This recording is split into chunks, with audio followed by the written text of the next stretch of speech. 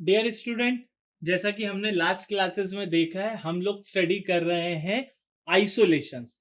जो भी force floor से ट्रांसमिट हो रही है या जो अनबैलेंस फोर्स किसी मशीन में जनरेट है, वो फ्लोर के थ्रू किसी और मशीन को ना इफेक्ट करे, उसके लिए मैंने नया तरीका निकाला था, that is isolation of that forces, जो भी अनबैलेंस फोर्सेस।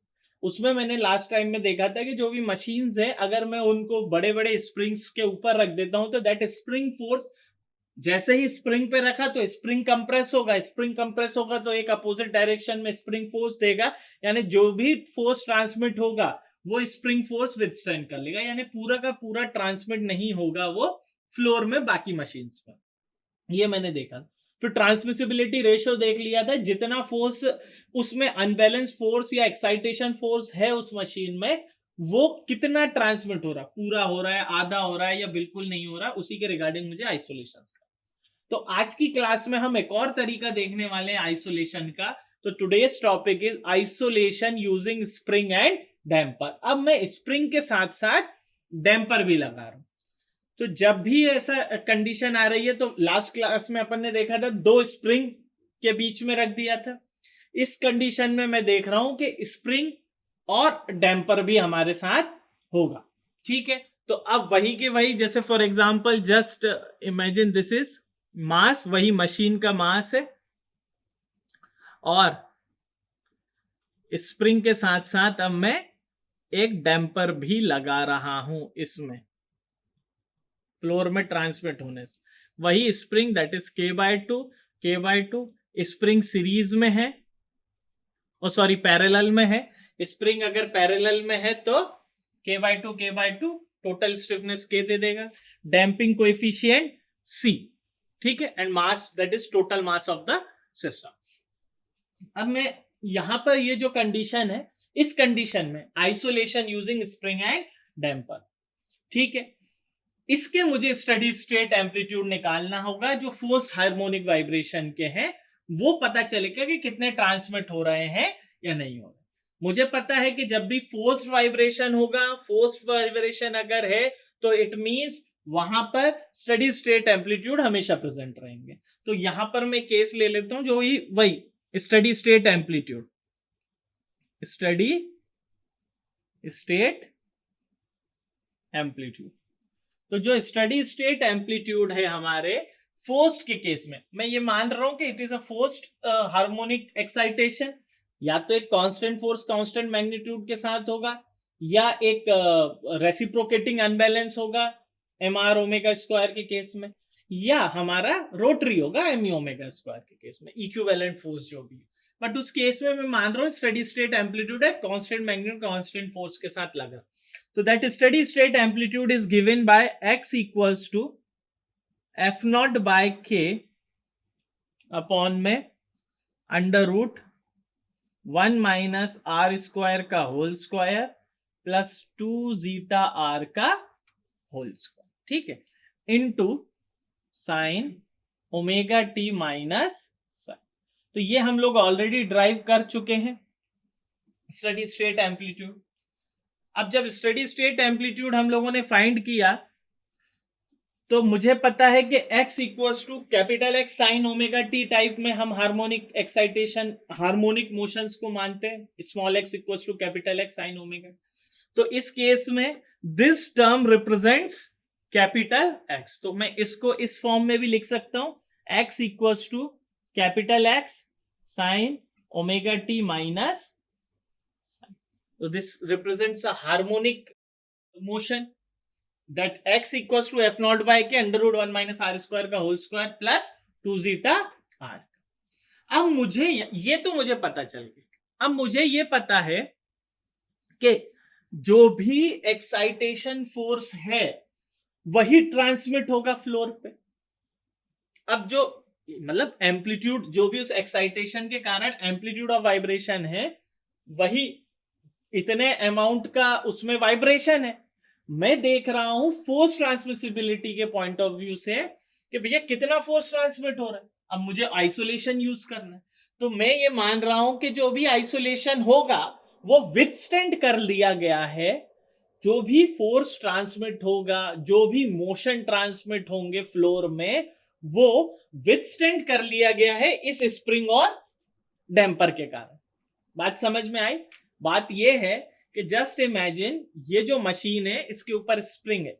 जस्ट इमेजिन कोई भी एक मशीन है जिसपे मैं it's a case of forced harmonic motion.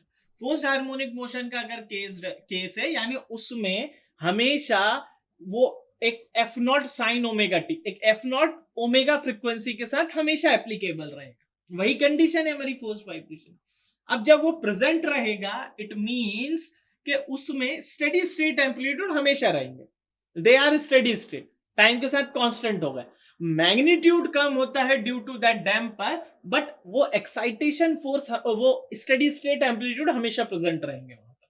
ठीक है, बहुत अच्छी बात। अब ये जो स्टेडी स्टेट एम्पलीट्यूड प्रेजेंट रहेंगे, इसके कारण सिस्टम में वाइब्रेशन होंगे। अब या तो मैं फोर्स के रिस्पेक्ट में देख लूं तो फोर्स कितना ट्रांसमिट हो रहा है बाकी फ्लोर के थ्रू बाकी मशीन्स में, या फिर मैं ये देख लूं कितने मोशन ट्रांसमिट हो, वो अभी अपन देखेंगे। Force transmissibility, motion transmissibility. Now ये मेरे को मिल गया स्टेडी स्टेट एम्पलीट्यूड की इक्वेशन। बट अब मैं ये मान रहा हूं कि जो आइसोलेशन मैंने यूज किए हैं, जैसे स्प्रिंग और डैम्पर, जो भी फोर्स या मोशन ट्रांसमिट होंगे वो इनके द्वारा विथस्टैंड कर लिए गए हैं, तभी तो मैं वैल्यू निकाल पाऊंगा। तो यहां पर जितना भी डिस्टरबेंस फोर्स क्रिएट हुआ है वो इन दोनों, ये स्प्रिंग और डैम्पर के द्वारा विथस्टैंड कर लिए गए। तो जो टू फोर्सेस यहां पर प्रेजेंट होंगी, दैट टू फोर्सेस, ठीक है। तो सबसे पहले बात कर लो आप स्प्रिंग फोर्स की। ये एक स्प्रिंग फोर्स देगा, सिस्टम में जो होना था वो हो चुका है, मैं आइसोलेशन अलग से एक स्प्रिंग मास सिस्टम दे रहा हूं। ये इट डजेंट मैटर कि ये मेरे सिस्टम के इक्विवेलेंट सिस्टम में क्या कंडीशन पे है, मे बी वहां पर दो मास, एक डैम्पर है नहीं है, वो सेकेंडरी कंडीशन है। मैं आइसोलेशन प्रोवाइड कर रहा हूं with the help of damper and spring. ठीक है, तो मेरे पास स्प्रिंग फोर्स है and spring force is given bye के एक्स। ठीक है, जो भी डिस्प्लेसमेंट इसका होगा एक्स, मान लो एक्स अमाउंट, तो के एक्स, और x की जगह में लिख सकता हूं capital X sine omega t minus sine. ठीक है, तो ये हो गया स्प्रिंग। सेकंड आएगा damper, damping force, and damping force is given by c x dot. ठीक है, सी एक्स डॉट, तो यहां से मैं एक्स डॉट भी निकाल लेता हूं, तो x dot will be equals to x sine का हो गया cos omega t minus psi, और इस ओमेगा टी का हो गया ओमेगा। सो एक्स डॉट, तो ये क्या हो जाएगा, c x omega cos omega t minus sine. ठीक है, अब ये दोनों फोर्सेस प्रेजेंट है, क्योंकि मैं मान रहा हूं कि सिस्टम में डिस्टर्बेंस है, वाइब्रेशंस है, सिस्टम में vibration and it is withstand by this spring and damper system.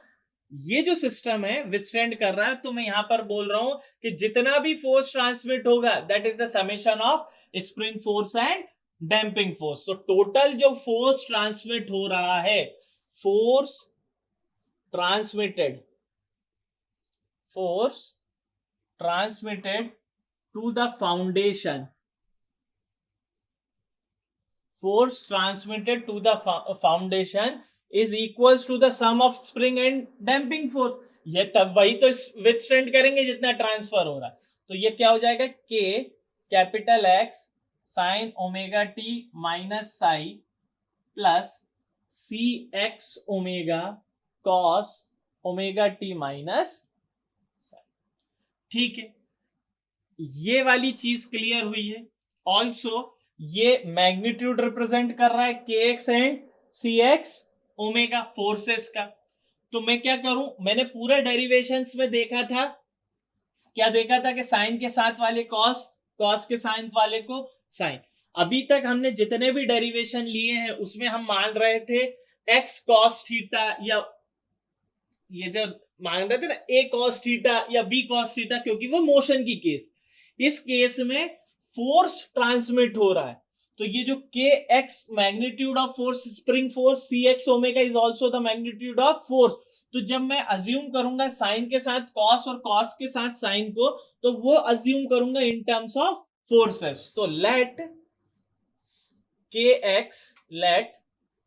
X equals to, sign के साथ वाले को कॉस अज्यूम करना है, तो कॉस आप ऐसा करो, कॉस साई है, तो हम ऐसा करें कि इसको कॉस थीटा अज्यूम कर लेते हैं, ठीक है। और के एक्स के साथ एक मैग्नीट्यूड आएगा that is f T.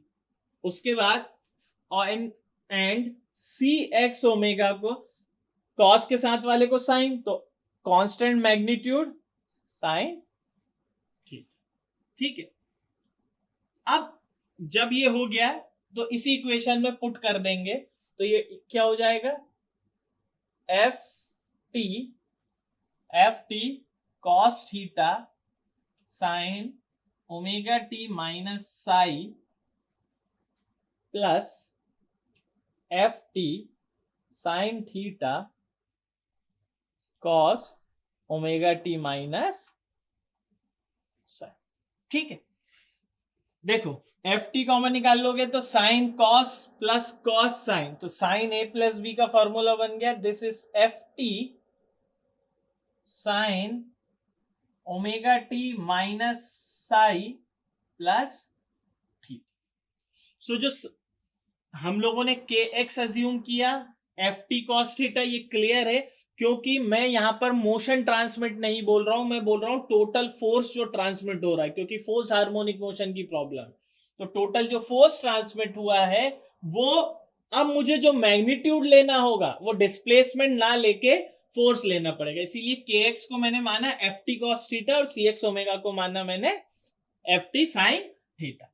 Now ये वाली दोनों इक्वेशन से हम निकाल लेंगे डायरेक्ट एफ टी, इसको स्क्वायर एंड ऐड करोगे तो के एक्स स्क्वायर प्लस इसको स्क्वायर करो सी एक्स ओमेगा का whole square equals to f t square, common निकाला, अंदर बचा cos square theta plus sine square theta. Cos square theta sine square theta की value कितनी होती है, 1 होती है। तो यहां से मुझे मिल गया f t will be equals to under root k x square plus c x omega का होल स्क्वायर, ठीक है। अब मेरे को यहां पर एफ टी को कन्वर्ट करना है किसी चीज में, यहां से जस्ट ऐसा करते हैं अपन, जैसा अभी तक पूरे फोर्स वाइब्रेशन में करते आ रहे हैं, ओमेगा अपॉन में omega n that is r, zeta की एप्लीकेशन अभी तक नहीं आई, सिर्फ सी की आई है, तो इसको कन्वर्ट कर देते हैं जीटा से। तो यहां पर अपन क्या करें, हम कॉमन निकाल, यहां पर देखो, यहां निकाल लो के एक्स का होल स्क्वायर, कॉमन निकाल लो तो क्या बचेगा, 1 plus c x omega upon में के एक्स का होल स्क्वायर, ये बाहर निकला अंडर रूट के, तो क्या हो जाएगा f T equals to k x, और अंदर क्या बचेगा 1 प्लस एक्स और एक्स चले गए, सी ओमेगा अपॉन में के का होल स्क्वायर, ठीक है। अब सी ओमेगा अपॉन में के, तो यहां पर हमें इसमें इसको कन्वर्ट करना पड़ेगा किस चीज में, जीटा और आर में, जीटा और आर में। तो जीटा आर में कैसे कर सकते हैं कि जैसे ओमेगा एम बाय एम या ओमेगा बाय ओमेगा एन से करके जब फाइनली मैं इसको कन्वर्ट करूंगा तो ये आएगा मेरा 2 जीटा आर का होल स्क्वायर, ठीक है, 2 जीटा आर का होल स्क्वायर। तो अब 2 जीटा आर की जगह जीटा की जगह हम रख सकते हैं 2 एम ओमेगा एन रख सकते हैं। जैसे इसको कैसे किया अपन ने, देखो सी ओमेगा अपॉन में के की बात करते हैं, ठीक है। तो हमें पता है zeta equals to c upon में 2 एम ओमेगा एन होता है, ठीक है, सी एम ओमेगा एन होता है, तो सी की वैल्यू में लिख सकता हूं 2 एम ओमेगा एन जीटा, इसमें पुट किया तो ये हो गया 2 m omega n zeta into omega upon में अंडर के, ठीक है। तो जैसे ये एम नीचे आया तो क्या हो गया 2 omega n zeta into omega upon में के बाय एम, और के बाय एम को मैं क्या लिख सकता हूं, ओमेगा एन स्क्वायर लिख सकता हूं, ओमेगा एन स्क्वायर, ठीक है। तो क्या बन गई मेरी condition, 2 omega n zeta into omega upon में ओमेगा एन स्क्वायर, ये ओमेगा एन से ओमेगा एन चलेगा तो क्या बचा 2 जीटा ओमेगा अपॉन में omega n and that is equal to 2 zeta r. So ये वाला जो पैरामीटर है हम लोगों ने ऐसे डायरेक्ट यहाँ पर 2 जीटा आर की वैल्यू रख दी। ठीक है, और अब मुझे पता है कि एम्पलीट्यूड रेशो क्या होता है। एम्पलीट्यूड रेशो की वैल्यू होती है एक्स अपॉन में x not, that is amplitude ratio. तो मैं एक्स की जगह क्या पुट कर सकता हूं, एक्स की जगह पुट कर सकता हूं amplitude ratio into x naught, into x not put कर सकता हूं। ठीक है, तो यहां पर एफ टी की वैल्यू क्या हो गई, f t will be equals to k x naught into amplitude ratio under root 1 plus 2 zeta r का होल स्क्वायर। ठीक है, नाउ एक्स नॉट को मैं पुट कर सकता हूं, एक्स नॉट को क्या पुट कर सकता हूं, that is f not by k. ठीक है, तो के एक्स नॉट को कर दिया f not by k into amplitude ratio into under root 1 plus 2 zeta r का होल स्क्वायर। के और के भी चले गए। ठीक है, तो आखिरी में जो फोर्स ट्रांसमिटेड की वैल्यू आ गई that is f not into amplitude ratio into under root 1 plus 2 zeta r का होल स्क्वायर। ठीक है, अब आप यहां पर एम्पलीट्यूड रेशो रख लेते हो या ट्रांसमिसिबिलिटी रेशो भी हम यहां से निकाल सकते हैं। तो ट्रांसमिसिबिलिटी रेशो क्या होता है, ट्रांसमिसिबिलिटी रेशो होता है जितना फोर्स ट्रांसमिट हुआ है विद रिस्पेक्ट टू जितना फोर्स उसमें हम लोगों ने प्रोवाइड किया या उसके अनबैलेंस के कारण आया। यहां पर जो केस बना था, जैसे अगर मैं बात करूं इस इक्वेशन की, तो m x dot dot plus c x dot plus k x equals to f naught sine omega t. Now that f naught अगर सिंपल एक कांस्टेंट मैग्नीट्यूड कांस्टेंट फोर्स के साथ है तो दैट इज ओके, अगर नहीं है रेसिप्रोकेटिंग अनबैलेंसिंग है तो एम आर ओमेगा स्क्वायर, और अगर ये रोटरी है तो m e omega square, f equivalent उसकी जगह आ जाएगा। तो जितना फोर्स ट्रांसमिट हुआ है विद रिस्पेक्ट टू कितना फोर्स है, तो whether it is a constant magnitude constant frequency के साथ रोटरी या रेसिप्रोकेटिंग। तो ट्रांसमिसिबिलिटी रेशियो का जो डायरेक्ट रिलेशन आया वो यहां से transmissibility ratio that is equals to, अब एफ टी अपॉन में एफ नॉट हो गया and that is f t upon में f naught equals to a r under root 1 plus 2 zeta r का whole square. So this will be going to be your relation for that. और अब इसको हम और भी कन्वर्ट कर सकते हैं, जैसे अगर मैं इसको एम्पलीट्यूड रेशो के रिस्पेक्ट में चाहूं तो जैसे T R is also given by, इसको लिख सकता हूं मैं जैसे के एक्स नॉट अपॉन में k x not under root 1 plus 2 zeta r का होल स्क्वायर। ठीक है, मतलब के एक्स अपॉन में के एक्स नॉट। ठीक है, ये भी एक रिलेशन होता है। तो जो फाइनल टी आर का रिलेशन आएगा वो आएगा एक्स अपॉन में x not under root 1 plus 2 zeta r का होल स्क्वायर, एक तो ये आएगा, और एक आएगा amplitude ratio under root 1 plus 2 zeta r का होल स्क्वायर।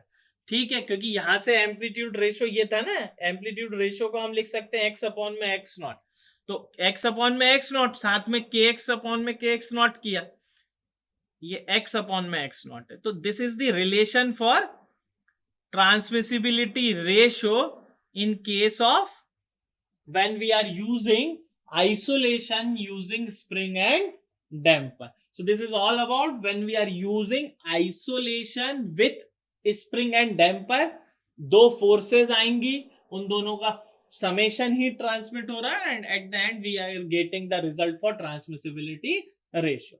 Thank you.